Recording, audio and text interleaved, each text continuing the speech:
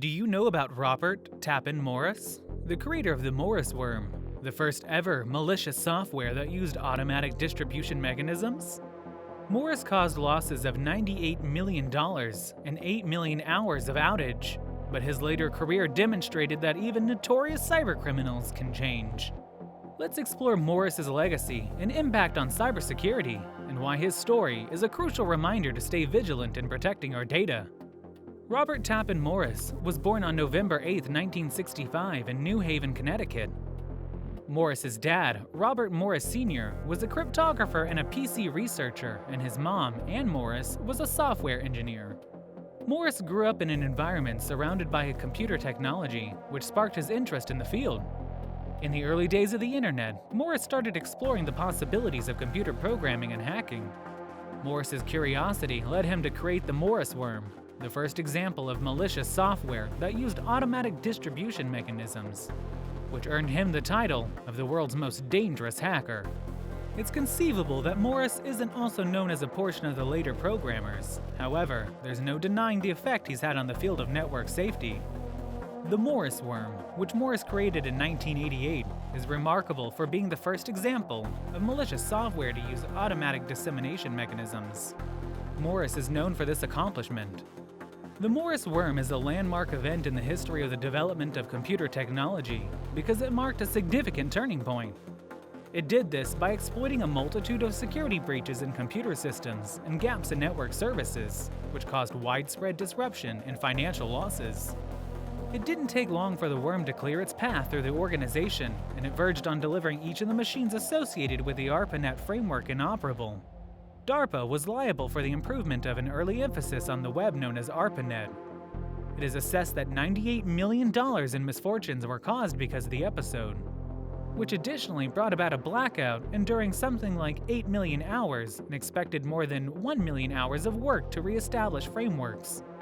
As Morris's latter career indicates, even the most prominent cybercriminals are capable of changing their ways and making a contribution to society that is to everyone's benefit. In spite of the fact that Morris's activities were responsible for a significant amount of damage and disruption, his future career is evidence that individuals have the potential to redeem themselves. As a result of his legacy, we're reminded that in the fast-evolving field of cybersecurity, we need to exercise exceptional attention to protect not only ourselves, but also the data that we keep. Let's take a closer look at the Morris worm, Morris's most infamous creation. The worm appeared in 1988 and quickly spread across the ARPANET network, affecting thousands of computers. It was the first example of malicious software that used automatic distribution mechanisms, making it an unprecedented event in the history of computer technology development. The Morris worm took advantage of many loopholes in network services and flaws in computer systems, which led to massive disruption and monetary losses. The worm was able to infect computers because they were using the operating system Unix, which was very popular at the time. Once a computer was infected with the worm, it would automatically spread to other computers, resulting in a dramatic rise in the total number of afflicted machines. The Morris worm had a large influence on the environment. It resulted in an estimated loss of $98 million and caused at least 8 million hours of outage, which also required over 1 million hours of time to restore systems. The computer industry received a jolt from the worm, which brought to light the urgent requirement for improved safety precautions and a heightened focus on the topic of cybersecurity. In the end, Morris was apprehended and punished for breaking the United States Computer Fraud Act. His punishment included $10,000 in fines, 3 years of probation, and 400 hours of community service. This was the first case of its kind, and it helped pave the path for future trials of cybercriminals. The events that followed Morris's arrest and sentencing brought about unanticipated changes in his life. Instead of continuing down the road of cybercrime, he turned his experience into something positive that could help others. Morris eventually became one of the co-founders of the online store ViaWeb, which was eventually acquired by Yahoo for $45 million in 1998. Morris's career after he stopped hacking continued to be quite successful. He went to the Massachusetts Establishment of Innovation and accepted his doctoral certification in software engineering from the Massachusetts Foundation of Innovation's branch of electrical designing and software engineering. Additionally, Morris joined Meraki Networks, a firm that specialized in the development of cloud-based networking solutions, as a technical advisor. Later in 2012, Cisco bought Meraki Networks, which further cemented Morris's position as an expert in the realm of networking and cybersecurity. It is important to note that even the most notorious cybercriminals have the opportunity for rehabilitation and redemption, as demonstrated by Morris's career after the Morris worm. Even after committing harmful acts in the past, individuals are still capable of developing personally and making valuable contributions to society, as seen by Morris's choice to share his insights with others so that they may benefit from them. Morris's work after he left hacking was defined by success, and he was committed to using his expertise to help others in some way. Both his work as a co-founder of ViaWeb and his employment as a technical advisor at Meraki Networks indicates that even the most infamous of cybercriminals have the potential to make significant contributions to society through their profession. The legacy of the Morris worm is significant and far-reaching. The worm was a wake-up call for the computer industry, highlighting the need for better security measures and increased attention to cybersecurity. The event showed the world that malicious software could cause significant harm and financial losses, and that the internet was vulnerable to attack. The Morris worm also played a role in the development of the computer security industry, and made ready for the production of PC crisis reaction groups, CERTs, associations that are liable for distinguishing, answering, and forestalling online protection episodes. These teams work to prevent future cyber attacks and minimize the impact of any that do occur. The Morris worm also brought attention to the need for cybersecurity education and training. It showed that PC security was a specialized issue, yet all at once a cultural one. The event spurred universities and colleges to include cybersecurity as part of their curriculums, and governments to allocate resources toward cybersecurity research and development.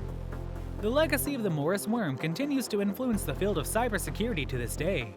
The event demonstrated the importance of proactive cybersecurity measures, including vulnerability testing, patching, and incident response planning.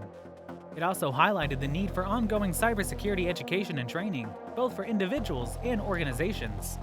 Robert Tappan Morris, better known as Morris, is the most dangerous hacker in the world, and his indisputable impact on the world of hacking and cybersecurity cannot be overstated. The development of the Morris worm by Morris was a watershed moment in the progression of computer technology. It brought to light the potential for significant harm to be inflicted by malicious software, and the significance of employing robust security measures to protect against cyber threats. The example of Morris demonstrates that even the most prominent of cybercriminals may turn their lives around and make a good contribution to society. Even for people who have committed serious transgressions in the past, it is not too late for rehabilitation and redemption. Morris's later career as a co-founder of ViaWeb and technical advisor to Meraki Networks is evidence of this. Even in modern times, the legacy of the Morris worm continues to have an impact on the subject of cybersecurity. The event contributed to the creation of cybersecurity education and training, sparked the growth of the computer security business, highlighted the need for improved security measures, and brought attention to the need for increased attention to cybersecurity. Ultimately, Morris's story is a reminder that the field of cybersecurity is ever evolving, and we must be vigilant in protecting ourselves and our data. We must also strive to learn from the past mistakes to prevent future cyber threats. Thusly, we can keep on gaining ground in the battle against cybercrime and keep our computerized world free from even a hint of harm. The legacy of Robert Tappan Morris and the Morris worm serves as a stark reminder of the potential dangers of cybercrime and the importance of staying vigilant against digital threats.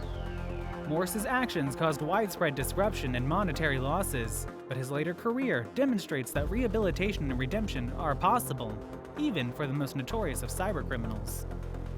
Morris's story underscores the need for ongoing cybersecurity education, robust security measures, and proactive cybersecurity measures to prevent and respond to cyber threats.